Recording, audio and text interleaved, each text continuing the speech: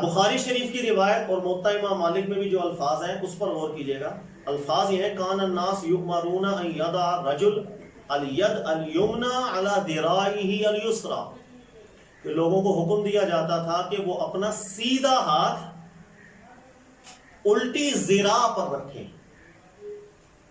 صرف اس ایک روایت کو اگر ہم لیں تو اس سے بعض لوگ یہ استدلال کرتے ہیں، یہ فہم ان کے ذہن میں چلا جاتا ہے کہ شاید اس حدیث سے مراد یہ ہے اس طرح کیفیت کرنا ہے. اس طرح کیفیت کیوں ہے؟ ذرا عربی کے لحاظ سے پہلے چیز سمجھیے گا. یہ میرا ہاتھ ہے، ٹھیک ہے. عربی میں صرف یہ حصہ جو میرے ہاتھ کا پشت ہے اس کو کف کہیں گے، ٹھیک ہے. یہ جو جوڑ ہے اس کو رسغ کہتے ہیں. یہ جو جوڑ سے اگلا حصہ ہے یہ والا، اس کو ساعد کہا جاتا ہے عربی میں. یہ جو کونے والا حصہ ہے اس کو مرفق کہا جاتا ہے. وہ ہے نا لما ہاتھ دو الال مرافق، کونی کہا جاتا ہے. تو یہ چار حصے ہو گئے، کف، رسغ، ساعد، مرفق. اور اس انگلی کے کنارے سے لے کر اس مرفق تک کا ٹوٹل ایریا اس کو عربی میں ذراع کہا جاتا ہے. یعنی اس کونے سے لے کر یہ کوہنی تک، یہ پورے حصے کو عربی میں ذراع کہتے ہیں. ایک ذراع اس اتنے کو کہا جاتا ہے، یہاں کونے سے لے کر یہاں تک. اچھا، اب اس حدیث سے بعض لوگ یہ فہم کرتے ہیں کہ جیسے ہاتھ کو ہم نے اس انداز میں باندھنا ہے، کیونکہ ذراع کا ذکر ہے نا حدیث میں ذکر ہے الٹی ذراع پر رکھیں. تو بعض لوگ یہ سمجھ جاتے ہیں کہ جیسے ہم نے پورا ہاتھ اپنے یوں رکھنا ہے. یہ استدلال ٹھیک نہیں ہے، اس لیے کہ یہ پورا حصہ اگر میں یہ پورے حصے پر رکھوں گا تو عربی عبارت یوں ہونی چاہیے سیدھا ذراع الٹی ذراع پر رکھا جائے.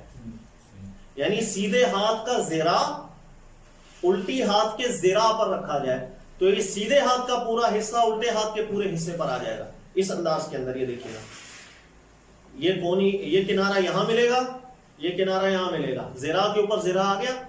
لیکن حدیث کے لفظ میں ذراع نہیں ہے. حدیث کے الفاظ یہ ہیں، دیکھیے گا کان الناس یؤمرون ان یضع الرجل ید الیمنی علی ذراع الیسری،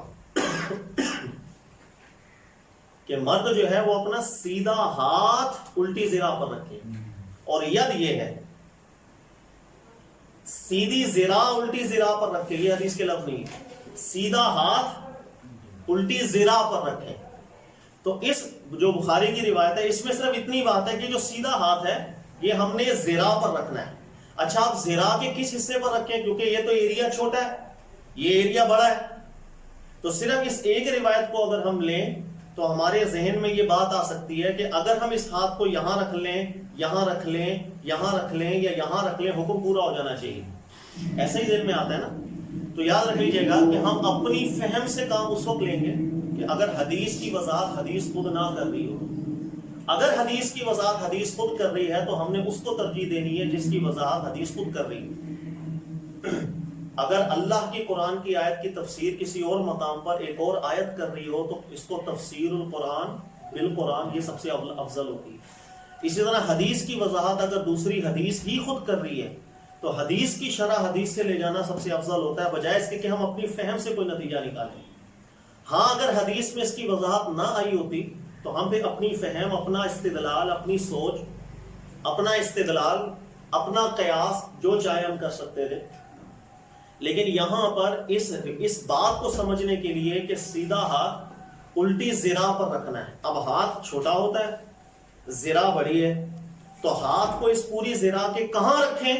حدیث اپنی وضاحت خود کر رہی ہے. میں دو حدیثیں آپ کو سناتا ہوں، دونوں صحیح حدیثیں ہیں جس کی سند میں کسی کو اختلاف نہیں. ایک سنن دارمی کی روایت ہے اور وہ روایت یہ ہے کہ رسول اللہ صلی اللہ علیہ وآلہ وسلم کو ایک صحابی کہتے ہیں رأیت رسول اللہ صلی اللہ علیہ وسلم، میں نے نبی پاک علیہ السلام کو نماز پڑھتے دیکھا، یضع یدہ الیمنی علی الیسری، نبی پاک علیہ السلام نے نماز میں سیدھے ہاتھ کو الٹے ہاتھ پر رکھا ہوا تھا، قریبا من الرسغ، اس جوڑ کے قریب.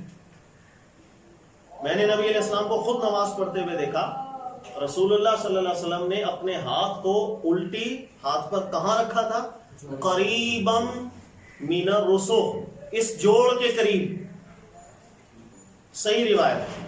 ابو نعیم راوی ہے, زہیر راوی ہے, ابو اسحاق راوی ہے, عبد الجبار راوی ہے. چاروں کے چاروں تمام محدثین نے ثقہ قرار دیے ان راویوں کو, سند میں کوئی اختلاف نہیں ہے, صحیح روایت.